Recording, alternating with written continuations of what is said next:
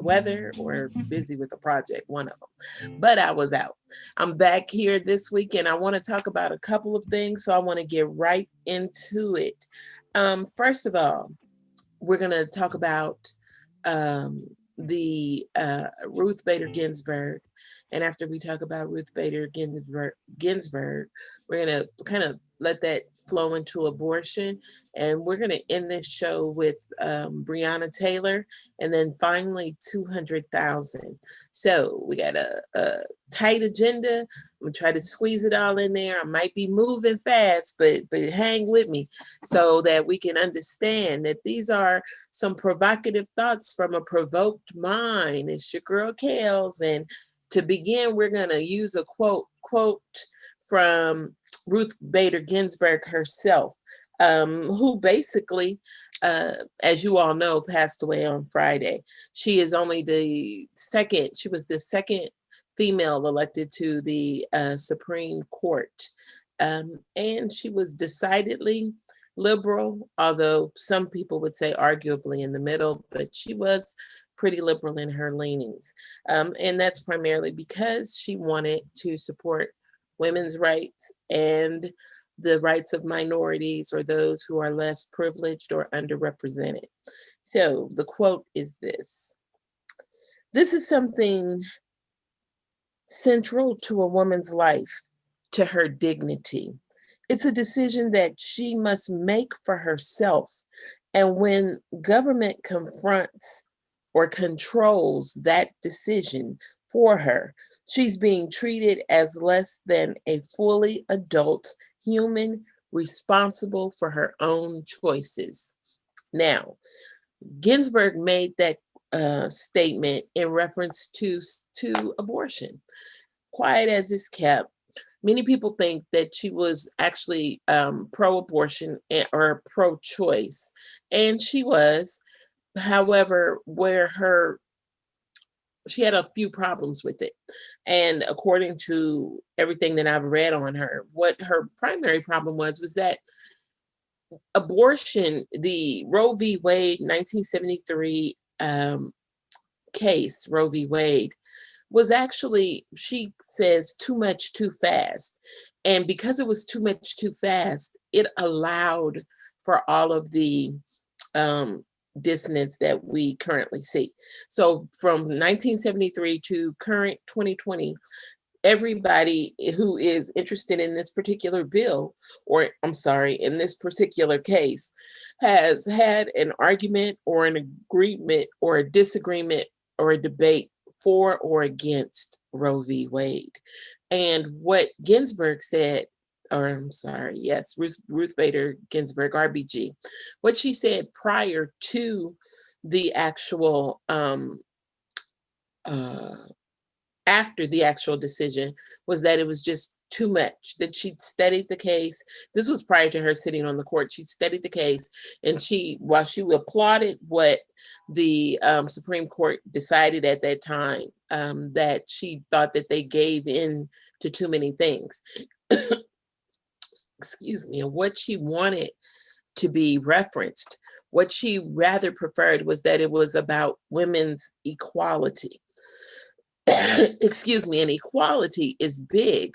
And according to Ginsburg, what she believed and what I actually believe is that if we argue that women are equal to men, that there is no division along the gender line, that we are equally as mentally strong, as intellectually capable, excuse me, as sound decision makers, then we are able to make our own decisions. And if you run the argument along the basis of equality, what Ginsburg thought would be that if you did that, then you would be able to, excuse me, ladies and gentlemen, I just need some water. If you are able to create or establish Roe v. Wade along the grounds of equality, men are able to make their own choices. Women should be able to make their own choices. And therefore, in her quote, what she's referring to is this denial of choice, the denial that we'll have as women to make our own choices if Roe v. Wade is reversed or discarded. And that's what the hope is that when the new justice, if Trump is able to get a new justice in, and by all accounts, it looks like he will be, this new person, which he hopes, or whom he hopes will be a female, then she will be the deciding vote now. And the court, which was before Ginsburg passed away, 5-4, is now going to be 6-3, which means that the liberals will have less votes favoring them and more votes. The balance of the votes will always fall on the conservative side. And anybody who is familiar with politics or understands the Roe v. Wade and why this is significant, it's because conservatives, Republicans, people who think conservatively often argue pro-life. Pro-life, nothing wrong with pro-life, but if we understand the basic argument of pro-life, life begins at conception. It also means that that woman is responsible for the birth of that child because it is inside of her a living being as soon as it's conceived. Now, again, that's a fine argument. But what the argument does is it undermines the woman's right to choose. And because of that, that is the fear that now with this left or right-leaning conservative,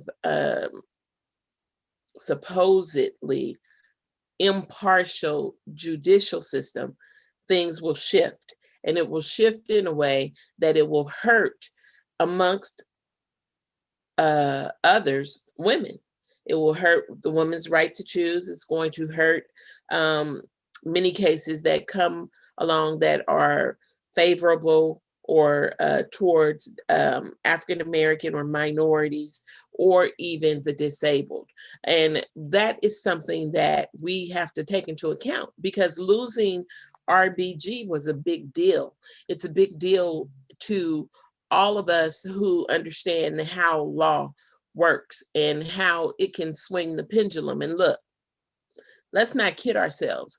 We already are arguing currently that the law is not favorable to African Americans. We're already arguing that the law does not favor Black people, that there is an imbalance in the judicial system as justice is being allocated or served, that there are discrepancies and there are problems in the way in which African Americans or Black men and Black women are treated versus those who are not Black and or minority. Now, I'll need you to listen to me because I'm going to only say this one time. When I say Black, I'm going to make that an umbrella term, and I'm going to and say everybody who is not a white person is Black. Black meaning they're minority. Black meaning that they're at the disadvantage because he who holds the power is the person who's making the decisions. And there is nobody on the Supreme Court except for Sonia Sotomayor who looks like us, who sounds like us, who represents us. Because Clarence Thomas is not representing the needs of African Americans. He is not representing the needs of the minorities in America. He is not representing the needs of women. He is not concerned about disability. He is not concerned about those who are disabled or same-sex marriage. He is not concerned about any of that. So while Clarence Thomas may be a part of the race, he is not down with the causes of the race. He is decidedly conservative, and many of his opinions have swayed heavily in the conservative favor. So we have to be mindful of that and recognize that there is very few people who sit on the board, who sit on the Supreme Court right now, only 3 that represent the liberal interests or the minority interests or the interests of those whose voice is silenced or not heard or powerless. So we don't have any kind of representation. Now, here's what I need you all to do.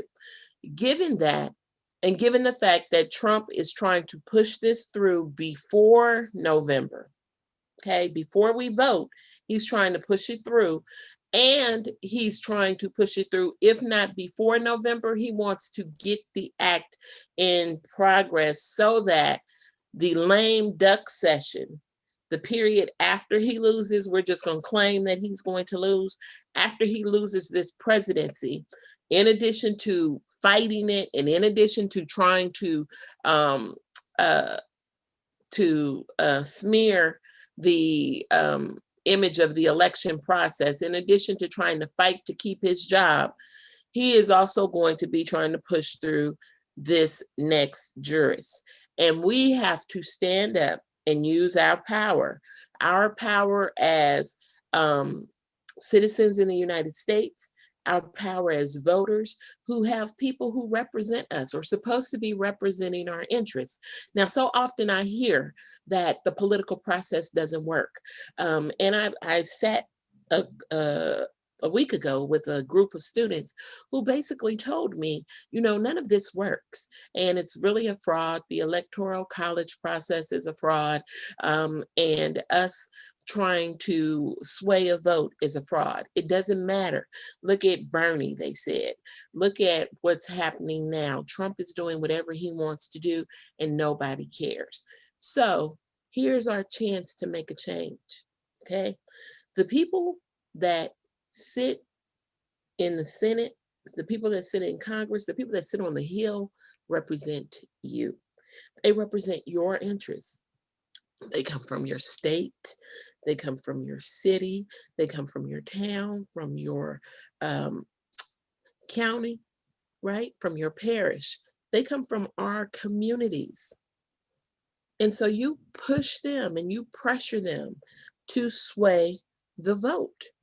You have to put pressure on them, which means send an email, send a tweet, send a text, send a phone call, but write a letter, whatever it is you have to do to convince these people to hold off from voting another conservative jurist to the Supreme Court is what you need to do. Otherwise, there is going to be, it was already a disadvantage because it was 5-4. But now if they get ready to make this thing 6-3, basically anything that favors liberal or left-leaning politics or a progressive point of view is going to be knocked out. And I cannot underscore that enough. Look at the state of this country. And we know that the Republicans are crazy. Excuse me. I'm not supposed to say that. That's politically incorrect. But we know that the Republicans are a few cents short of $1. And it takes 4 quarters to make $1, and they're about 37 cents short, okay? They are short because they're not voting for the interests of the community. They're voting for their own personal interests. They're voting for the interests of the dollar. If Trump wins, Trump is going to win because finances rule, because Trump is the business person's president. He's changed everything to favor those who are rich and in power. Look, while most of us are struggling, many of us are struggling during the pandemic over the last 7 months. Many people have lost their jobs. Many people have lost income, a solid source of reliable income. And even the little $600 additional through the unemployment has phased out. Many people are hurting. Many people who are losing their lives. Many people are hustling just to stay ahead, just to fight, to live another day. I had an opportunity today to look at a food uh, line where the local Rainbow Center is giving out, the recreation center is giving out food bags. The line was wrapped around the corner twice, and people were still marching in like a pilgrimage. I couldn't believe it because I hadn't seen that yet in the Bay Area. But yet here it is right in my neighborhood, actually. And I'm watching people lining up for food. I'm watching people lining up to take whatever it was that they were being given. And here's what's um, not amazing is that what I saw today is represented throughout every state in the United States. All 50 states are going through some kind of problem with food. People are starving, people are losing their homes, people are refusing or not getting treated for medical problems, not because they don't have it, but maybe they don't understand the system. Maybe the system isn't fair to them. Maybe the system is exercising systemic racism because it's live and kicking. And so few people are getting the assistance that they need.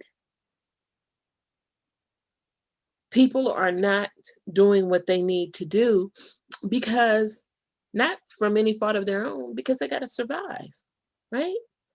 I want to go to the hospital. I want to go to the hospital. I want to get a COVID test. I want to get checked, but I can't get checked if I have to go to work. I got to go put in these 5 hours at this job to make sure that I could put food on my child's plate. I have to go work 8 hours at the next job, not so that I can line my pockets with green, but that I can pay our mortgage or our rent, or I can pay the necessities, your electricity bill, your water bill, your garbage bill, maybe your insurance. So we are living in an environment that is forcing us to take odd jobs, that is forcing us to maybe work beneath ourselves in some cases, not again for any other reason than it's survival. This is about survival. And the Republican Party does not have your best interests at heart. Now, I can't tell you how to vote. That's not my job. I'm asking you to think. I'm asking you to think about what represents you, what is going to be best for you. Now, let me tell you that there's something that's called the Walmart Republican, really popular early 2000s when people were trying to figure out why the Republican Party was still so rich and predominantly white, but the majority of the people who were Republicans, none of them had the money that the representative Republican has. None of them had the means or the education. And many of them shop at Walmart. A Walmart Republican, when you ask why they vote Republican, they would say, I'm not voting necessarily for me in the present. I'm voting for my children in the future. And I want this party to represent their interests. Walmart Republicans vote the interests of the party for the future. Somebody's pulled the wool over their head, over their eyes. Somebody's got them thinking that if you vote this way now, then it's going to benefit your kids. But how can it benefit your kids if your kids can't get a decent education? How can it benefit your kids if you're struggling? How can it benefit your kids if you don't understand what the laws are, the bills are, if you don't understand what your party members or your supporters are even alleging is good for you. It's kind of like when Trump in 2016 kept saying, I'm going to get rid of Obamacare. I'm going to get rid of Obamacare. And everybody in his crowd was cheering, yeah, get rid of Obamacare. You know, they didn't want to get rid of Obamacare because they associated with the American Affordable Care Act. They wanted to get rid of Obamacare because Obama is synonymous with what? President Obama, who is a black man who happened to be qualified to be president. He spoke to their fears. Trump spoke to the fears of the average person. But here's an average white person. And here's the irony. Once the election was over, once the election was over and Trump won, someone had the bright idea on Fox News to ask, why did you vote for Donald Trump? Because I like the things he's going to do. He's going to get rid of Obamacare. Really? Are you currently on any kind of social services? Are you in any kind of programs? Or do you use any of this? Yes, I receive SSI and I receive the American or the Affordable Care Act. I get my medical services through the Affordable Care Act. So the broadcaster said, the Affordable Care Act is Obamacare. So you just voted for the person who wants to end your medical treatment. Now, remember, one of the benefits of Obamacare is that it wipes out any kind of discrimination based on pre-existing conditions. It wipes out any kind of barriers that would limit the people who need it most from receiving the medical attention they deserve. And did he do a couple of things that we don't like make sure everybody has medical care? So because that benefits who? Insurance companies, and it benefited the Republican Party. The only way the Republican Party would acquiesce or vote for the Affordable Care Act or Obamacare is if they threw in those little nuggets. And now it's those very little nuggets that everybody is trying to get rid of. If you pay taxes in the United States of California, the United States of America, what they send you every year since the Affordable Care Act was signed is the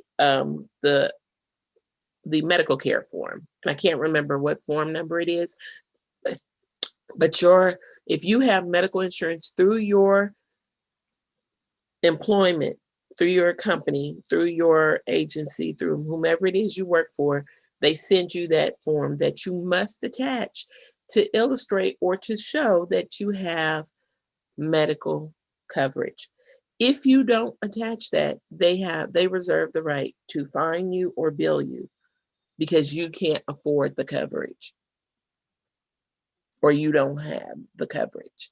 Again, these are the dirty things that are put into play that the conservative party is not standing for you. Now, if you get to the point where you make it to the top 10, that's good. Make it to the top 10% in the country. Please make it. But don't forget that you were once, or the top 1%. Don't forget that you were once a part of the 99 percenters. Once a part of the group of people that does not have the wealth that the 1% in America has. And don't separate yourself. Be better, because not everybody who is in the 99 percenters is struggling.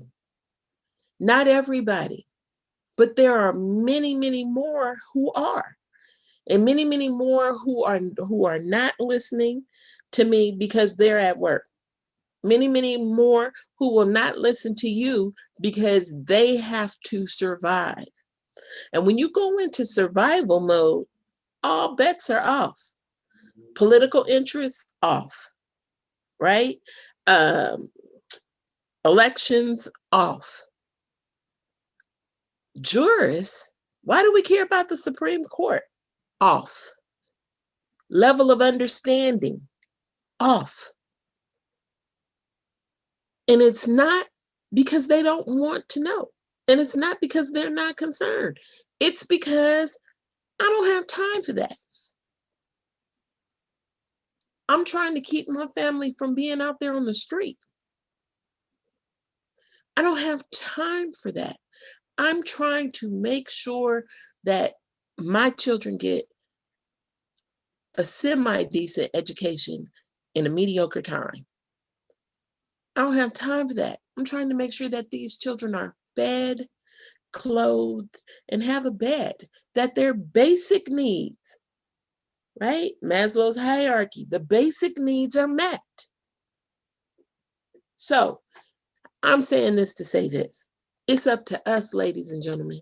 It's up to you and to me and to everybody who you can reach, everybody who I can reach. It's up to us to put the power in our hands and to start blasting these senators, start blasting these congressmen and women, start blasting the Hill, our elected officials, and letting them know what we want. As I've been saying for a few weeks now, we can't rest on Joe Biden, right? We need Joe Biden, but we can't let him think because he is the lesser of two evils that his job is easy. We can't sleep on Kamala Harris because that pressure has to be applied. And I guarantee you this, that the Republican Party and all those good folks that support the Republicans are going to apply pressure in a way that does a disservice to you and to me.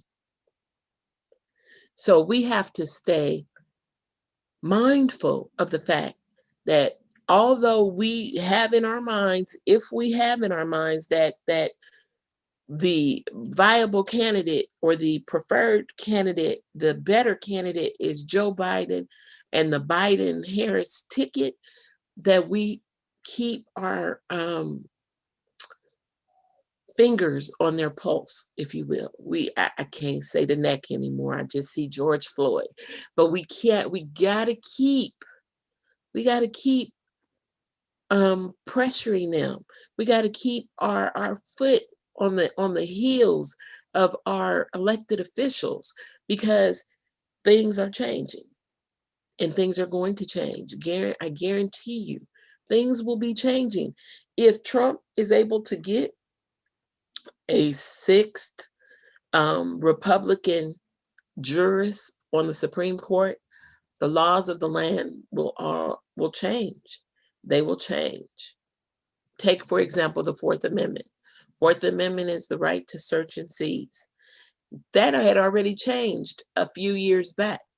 It used to be that law enforcement had to go to a judge, like a judge up in the middle of the night, get a warrant, right? Now it's been modified or amended to say they don't need to go to a judge. All they need is a reasonable doubt or reasonable suspicion, right? So that means, well, this doesn't work in the state of California because marijuana is legal. But in a state where marijuana is not legal, if they pull you over, well, we can use it in California. If CHP pulls you over and they smell marijuana in the car, they really can't do anything about that unless they issue a DWH, driving while high, right? If they smell marijuana in the car, DWH. So they can use that to say, this person is exercising poor judgment and they look a little suspicious. Maybe there's a tattoo on the arm. Maybe there's a tattoo on the neck. Maybe they see something that indicates or suggests that this person could be more suspect than not. So they use that as a reason to search. They use that as a reason to search the car. They don't have to have a warrant. They can write it up in their notes that they had beyond a reasonable doubt a likely suspicion that this person was intent in exercising criminal behavior. Again, that's the change to the Fourth Amendment. Now, who does that favor? That favors law enforcement, and it disfavors minorities, Latinx, and or African American all day. It disfavors us. So you have to pay attention, because guess where that change or that modification, when they made it, nobody cried. Nobody cried wolf. Everybody thought it was a good thing. But now when you think about the disadvantage and who it's going to be used on, if you're driving down the freeway, you can easily see a car pulled over, trunk open, and it was a speeding ticket, but the officer decided to search and seize without a warrant. Why is that? Person might be Latino, Latinx, or it could be somebody black, a black male, black female. Now, I'm going to take a quick break. You guys, I will be back. This is the Kelz Key Show, provocative thoughts for a provoked mind, here on KCBZ Radio. There are everyday actions to help prevent the spread of the coronavirus. Wash your hands. Avoid touching your eyes, nose, and mouth. Cover your cough or sneeze. Avoid close contact with people who are sick. Clean and disinfect frequently touched objects. And remember, you're safer at home. For more information, visit cdc.gov/COVID-19. So, are you tired of your insurance company treating you like an account number instead of a real person? Then visit freemaninsurancservices.com. Freeman Insurance Services is a family-owned business in Albany, California, with over 30 years of experience offering the personal service and attention you deserve. With auto, home, business, life, and medical, your insurance solutions are tailored to fit your personal, family, or business needs. Real people, real service, real solutions. For more information, log on to www.freemaninsurancservices.com or call 510-528-2700. That's 510-528-2700.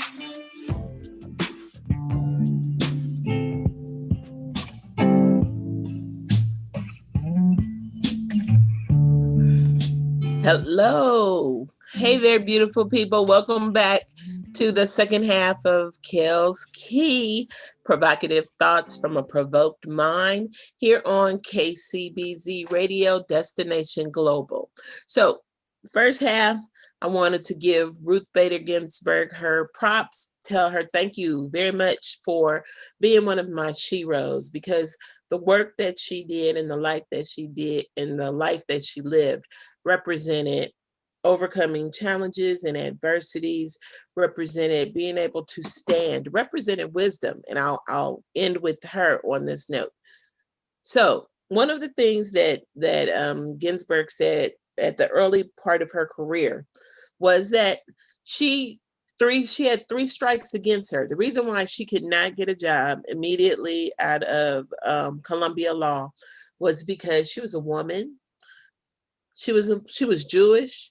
She was a woman, and she was a mother. And she understood that within our patriarchal,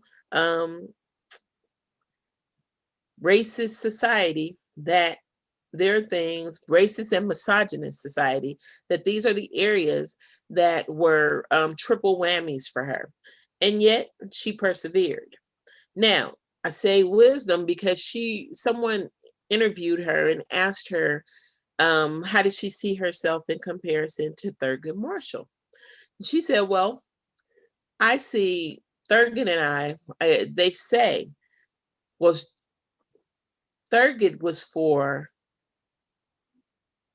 Black people and minorities. He changed the game for them. I'm paraphrasing, you guys. She said, and they say I'm what Thurgood Marshall was for African Americans to women. And that's quite an honor to say that. She said to be in that party, that's quite an honor, because she recognized what Thurgood Marshall had to go through. So the guy says to her, well, do you think you guys are the same, that your paths or your journeys are the same? And she said, no, never would I think that, because Thurgood Marshall had to worry about whether or not he was going to make it home every night. His life was being challenged. There were death threats against him for certain cases, and those were his concerns. He wasn't always clear on whether or not he'd live to see another day. She said, in America, I've never had that worry. That has never been my fear. That has never been a problem for me. Even as I champion women's rights, even as I champion equality throughout for the country, within the country, for women and minorities and less fortunate. She said, it's never been my concern. So we're two different people from that perspective. And in that way, I see the work that he has done as much greater than what I've done. That to me said it all about who she was. She wasn't someone fluffed up and within herself. She didn't put herself on a hill. She remained humble, and she was able to recognize the differences.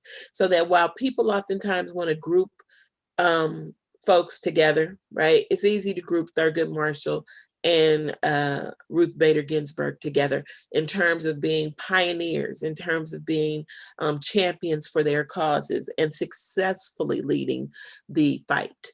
That they're similar. But to say that they're similar in terms of the lives that they've led, yeah, no, that's a false analogy. It's a false comparison. And for her to recognize that and acknowledge it just spoke volumes to me, because easily anybody else could have and probably would have maybe said they were the greatest person, better than Thurgood Marshall. Imagine who that could be. Anyway, let's move on. So the next thing then that I want to talk about, because we've covered in those first 30 minutes of we've covered Ruth Bader Ginsburg, we've looked at abortion, we've looked at voters' rights. Now let's get to Breonna Taylor. And one of the things that I really wanted to talk about with respect to Breonna Taylor is that within the next 30 minutes or so, she's going to be, they will be deciding her case. It's currently in front of the district attorney for the state of Kentucky now, and he's going to decide whether or not or announce whether or not charges will be brought against John Mattingly, Cosgrove, and Hankins, right? Now, remember, and we've talked about this for a couple of times on this show, that these are the officers who, using a no-knock warrant, elected to barge into her house. And Mattingly was the Sergeant John Mattingly. He was in control of everything. He was the lead on that particular assignment. And just yesterday, or this morning, earlier this morning, he sent out an email to his fellow law enforcement officers. Now, I'm going to disappear from this screen because I want to read it to make sure that we have it, but I'm still here. So listen to what he said, basically. He says, "Dear LMPD family, I'm not here to give you a rah-rah. You got this speech. I'm not here to tell you that you signed up to help this community and to keep your head up. I'm here to tell you that I'm sorry you have to go through this.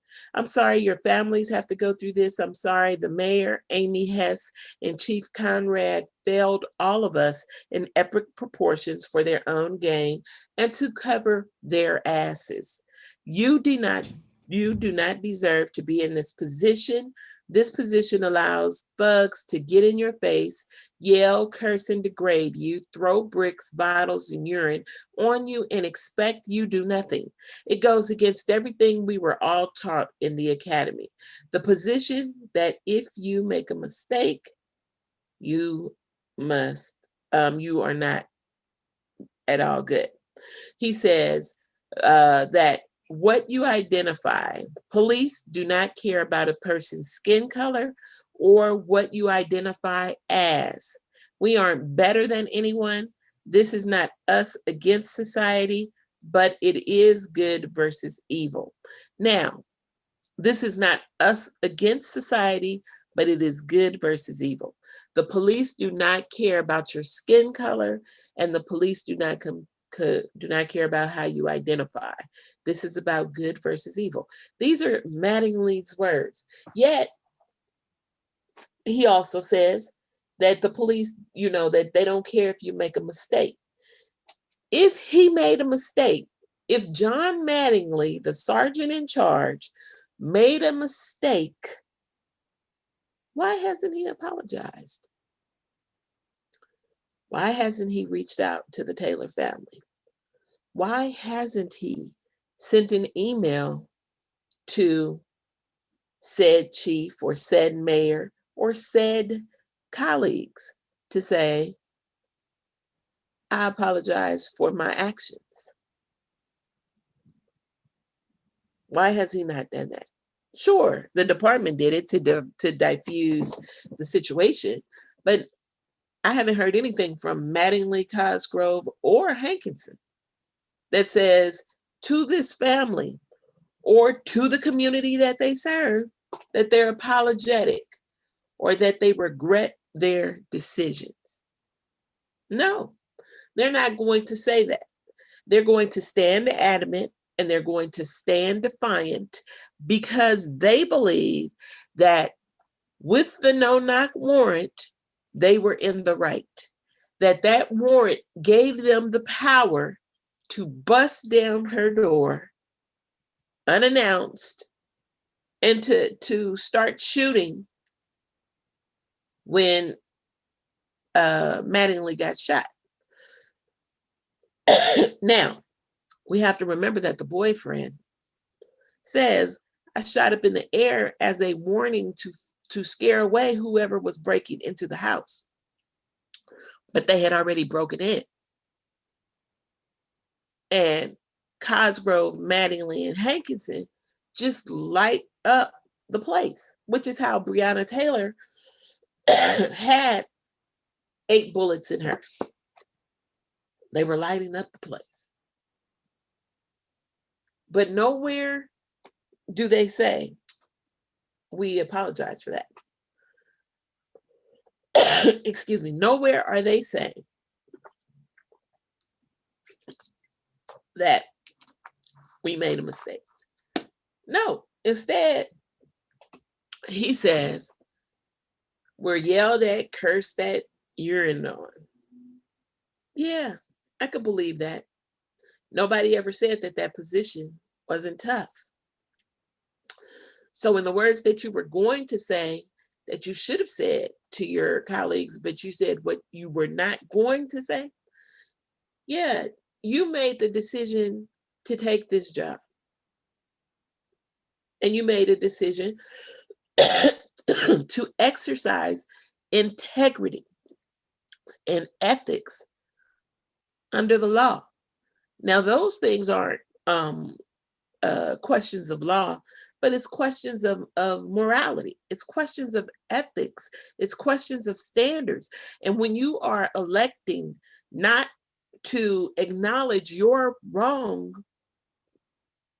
in a situation, but rather attack those who are in power and further the community, then you're the person with the problem.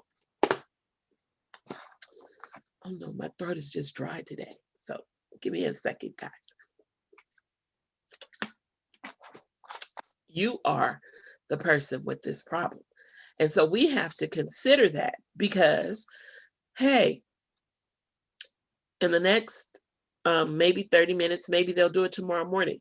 but we will hear a decision, and it could possibly send the city of Louisville, state of Kentucky, and possibly the nation into further chaos, into further civil wars, if you will. I call them race wars, people call them civil wars, but into further wars. There's going to be another major problem if justice is not served for Breonna. Now, I hear everybody, justice is served. She won $12 million. The family won $12 million in a settlement. And they changed some of the laws as a result of this settlement. So it wasn't just all about the money. They effectuated or created change. True. All of that is true. But it is also true that a young Black woman is dead because of a no-knock warrant that was poorly executed, because they got the address wrong, because there were system errors. And while the city has apologized, while law enforcement, the chief has apologized, while certain aspects of the community have apologized, the people who are guilty in performing the act are openly defiant, because there's no other way to read that email. You want us to justify you being able to bust into a woman's home with a no-knock warrant because you're cursed at, yelled at, or peed on. Is that what we hear? Is that what you're saying? Of course not. That's not what you're saying. But that's what it sounds like. Like you have to endure that. What about the person that's on the other side of that gun? What about the people who are guilty of just being Black? People who are guilty of being Latinx? People who are guilty of being poor? What about these people? These people that you feel don't deserve the benefit of the doubt.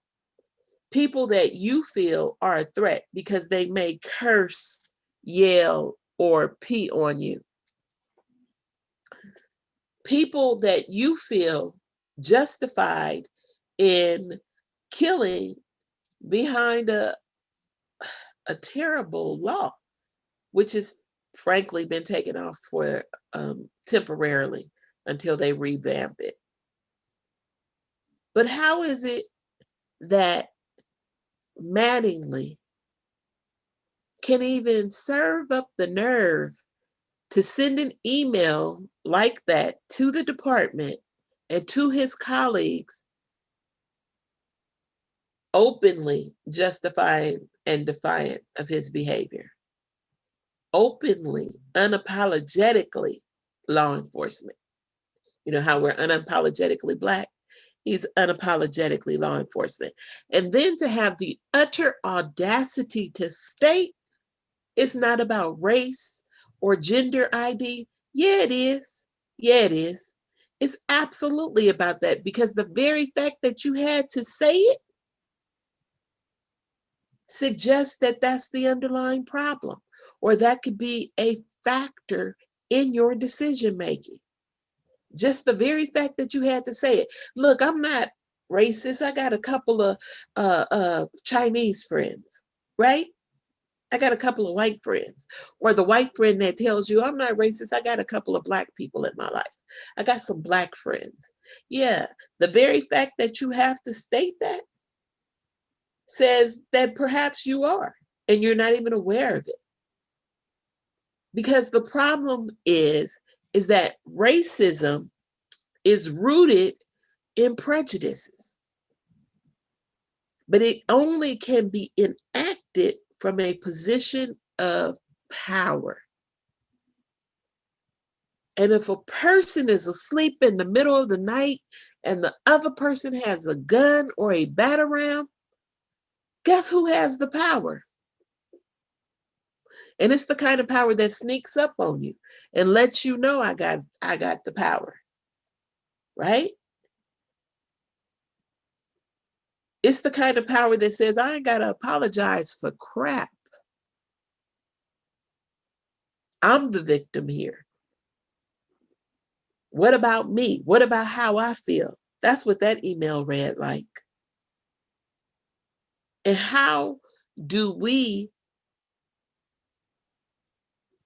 respond if Louisville says he's not guilty?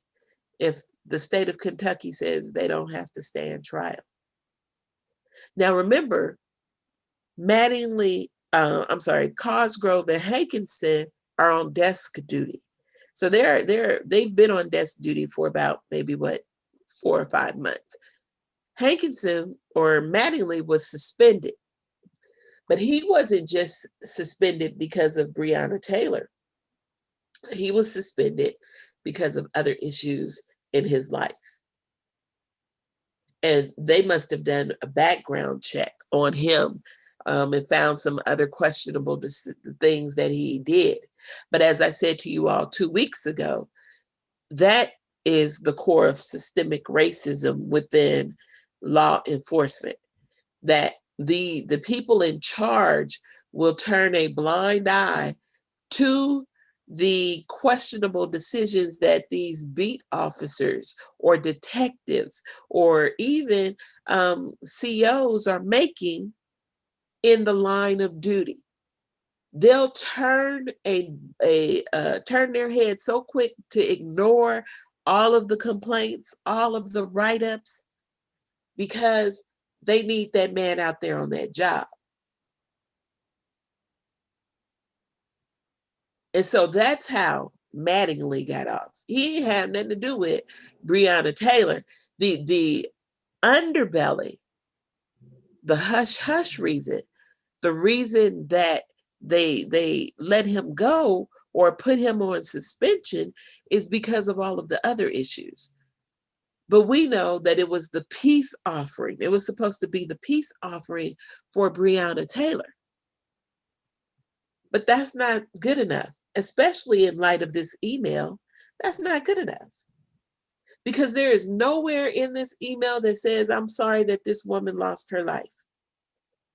Or even acknowledging the no-knock warrant. I'm sorry that this law is policy, that this policy is law. I'm sorry, I regret that. And I'll work to change that. No, instead, he became the victim, right? He victimizes himself. In the email, he says, like, I'm here to tell you, I'm sorry you have to go through this. I'm sorry for your families to have to go through this. And I'm sorry that the mayor and the chief failed us all. You do not deserve to be in this position. It goes against everything we are taught in the academy. Well, then what are you taught in the academy? That begs the question. What are you taught? Because if the academy is teaching you to fight and defend yourself and to shoot point blank center mass, then all of it is effed up. And this is just a farce. This is just a facade. It's a joke. We are never going to get the change we are seeking because within the system, the racist or systemic practices are so deep that change may not be possible. Or it may be possible for future generations, but this current generation is too deep. Which brings me back to voting and exercising your power. Whether you believe in it or not, cast a vote. And if you're right and you lean to the right, more power to you. Cast that vote.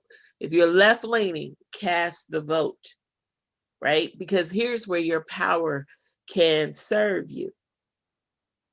If we want change within the system, we have to put people in there that believe that there is a problem and not that everything is hunky-dory, and not, you don't want to have your leading attorney the Attorney General saying that there's no such thing as systemic racism, that systemic racism doesn't exist within law enforcement. You can't have that. That kind of blind allegiance, that kind of base fallacy or fallacious reasoning or lies, just lies. You can't have that. And so we got to figure out a way to change it. Point one. Point two, and this is what I'm going to say to this. The reason that there's a major problem in law enforcement and the community is because law enforcement sees itself as a victim. They see themselves as being victimized for the work that they choose to do. And until we can change the conversation, it's not going to change. If they're victims and the community is a victim, nothing is going to work, right? So we have to think about it from that perspective. Last point, 200,000. I haven't talked about COVID in a couple of weeks. COVID has reached 200,000 plus deaths in the United States. Ladies and gentlemen, stay masked up, stay gloved up, stay sanitized, continue to exercise caution and safety. I was coughing. I was so glad I was by myself, but you want to make sure that you exercise safety, okay? That's what I want to say about COVID. Please make sure that your number is not added to the larger number. Please make sure that your family's number is not added to the larger number. Let's not become that statistic. This is your girl, Kelz, here on KCBZ Radio. I want to say in closing that we need to achieve success, and here's my ending quote, by any means necessary. But in order for, and that's Malcolm X, but in order for that to happen, you have to be the change that we are talking about. Believe in you, believe that the power can happen and you can change the power struggle. You can create it and establish it within your own community, within your own family, within your own power base. You have that within you. So let's exercise wisdom. Let's exercise common sense. Let's exercise intellectual sense.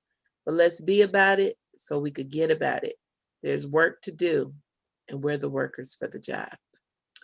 This is your girl, Kelz, here on KCBZ Radio. Kelz Key, provocative thoughts from a provoked mind. Thank you for spending time with me this evening. I hope that you all have a great week, and I look forward to talking to you soon. Take care.